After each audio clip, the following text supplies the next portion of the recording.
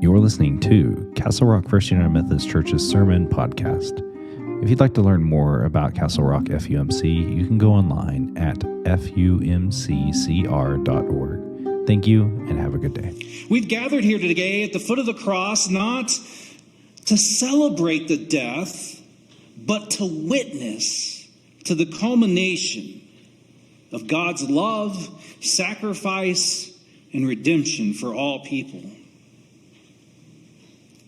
On this night, I imagine ourselves coming to Jesus, seeing him hanging on a cross, the Son of God, uttering these last 7 words that we hear on this night. Father, forgive them, for they do not know what they do.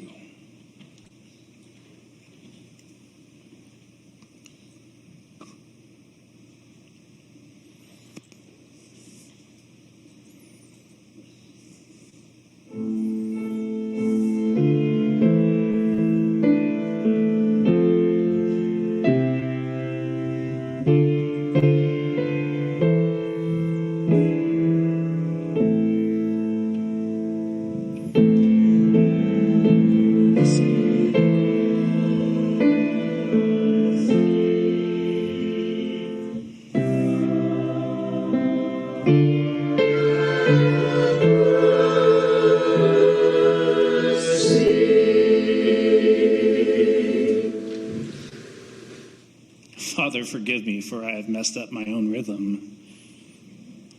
The first word that we are talking about tonight, when Jesus cries out for forgiveness, for they do not know what they do, he's calling out for us to hear those words of forgiveness that is given to us. He forgives us. Even though we condemned him, tonight we yelled, crucify him, crucify him. But yet he still asks for our forgiveness. To me, that's what God's love looks like. And it's through this night of remembering those words, Father, forgive them, for they do not know what they have done, that we seek your forgiveness. And then we find ourselves hearing the second word. Today you will be with me in paradise.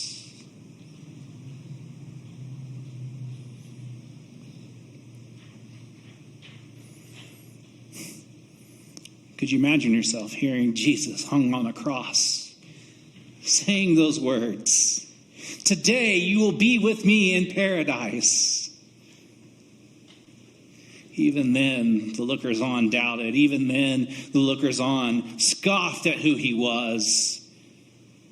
Even telling Jesus, if you're the Son of God, just get yourself down from there. But yet he clung to the cross, knowing that paradise was coming. And those remind us of that great time of being at peace and comfort in paradise.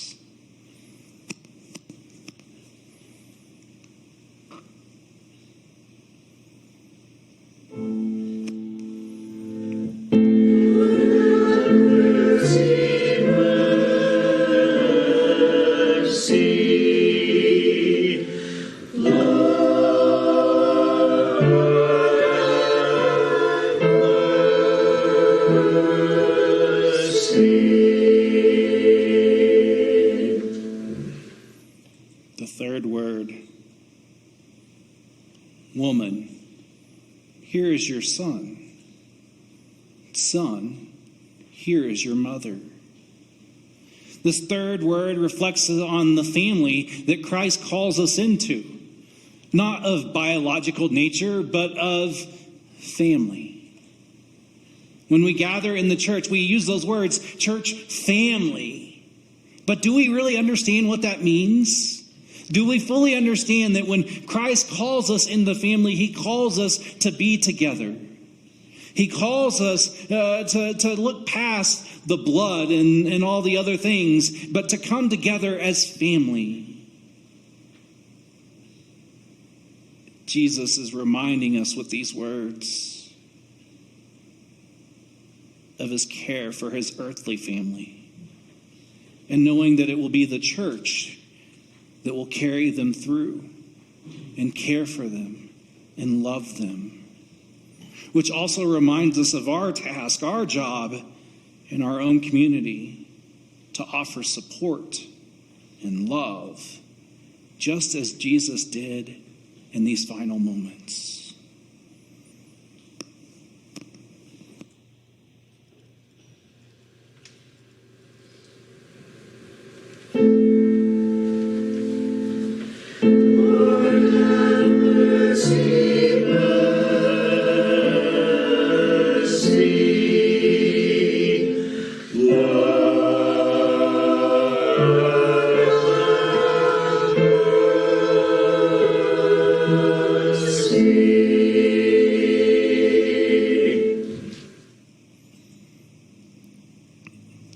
Our fourth of the seven last words. My God, why have you forsaken me?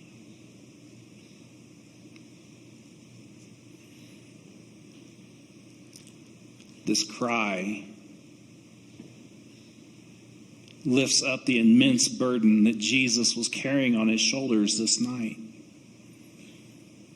If you recall earlier in the story, Jesus himself struggled whether this be the cross that he bears. But yet in the garden, when he prays to God, he finds reassurance that it is his calling, his job to hand himself over.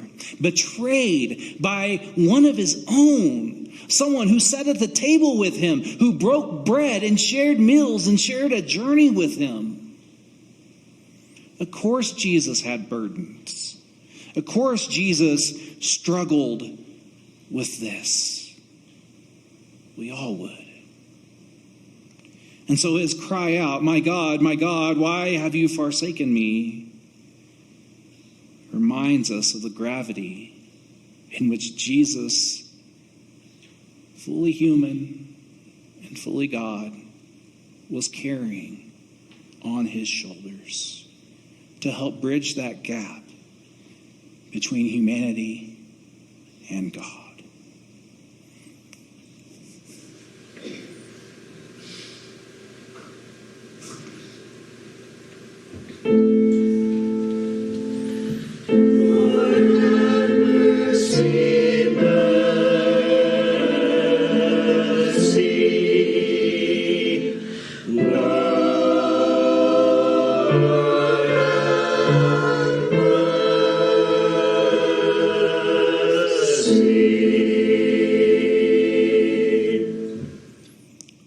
Our fifth word, I thirst. A very simple need. We've all been thirsty. We all have needed a drink of water to help us make it through. And here, while Jesus was on the cross, he uttered these words, I thirst. Of course he felt the pain and the thirstiness of the limitations that he had faced carrying the cross. You can only imagine what he felt like. And this word of I thirst shows Jesus in a bit of vulnerability as he understands our struggles and emphasizes our need when we thirst.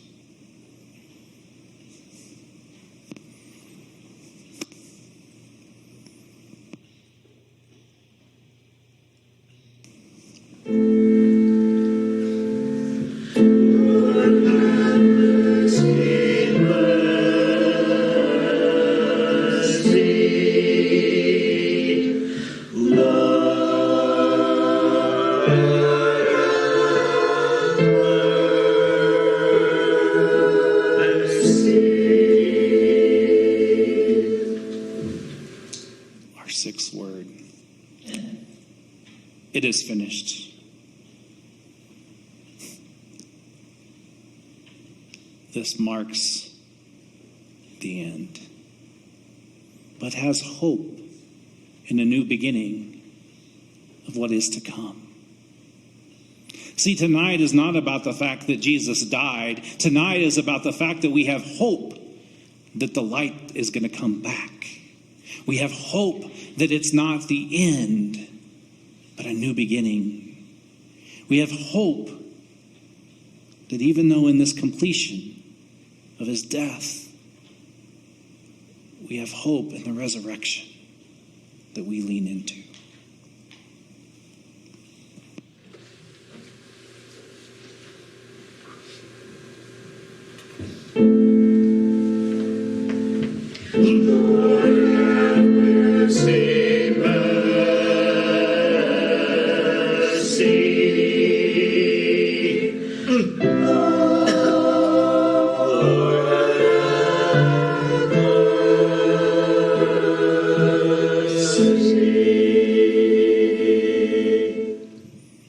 Our 7th word. Father, into your hands I commit my spirit.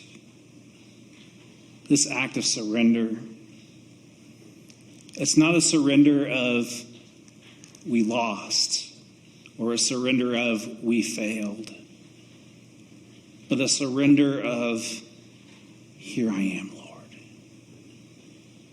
As Jesus accepts his faith and trust in God's plan. This act of committing his spirit is one that reminds us of us surrendering our own lives to God and letting go for what it is God has in store for us. These 7 last words that we've uttered tonight are not just mere utterances. They're not things that we should just forget it and let go of. They are things that we must remember of really Christ's love, Christ's suffering, Christ's victory. They offer us a sense of forgiveness, of hope, of community, of understanding, and the promises of life eternal.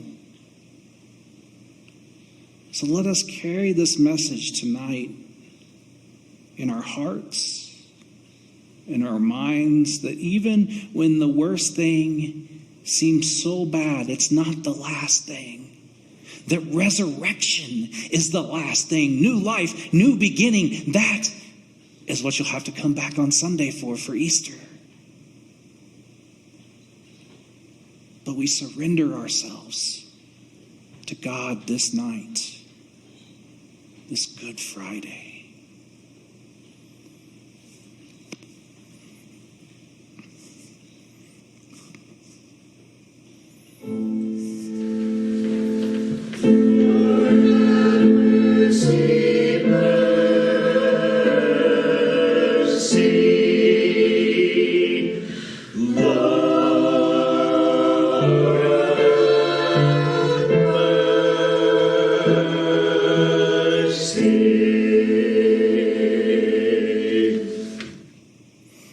A reading from John.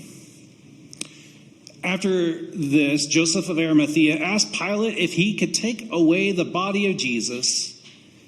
Joseph was a disciple of Jesus, but a secret one, because he feared the Jewish authorities. Pilate gave him permission, so he came and took Jesus' body away. Nicodemus, one who was at the first had come to Jesus at night, was there too. He brought a mixture of myrrh and aloe, nearly 75 pounds in all. Following Jewish burial customs, they took Jesus' body and wrapped it with spices and linen cloths. There was a garden in the place where Jesus was crucified, and in the garden was a new tomb, which no one had been laid. Because it was the Jewish preparation day, the tomb was nearby, and Jesus was laid in it.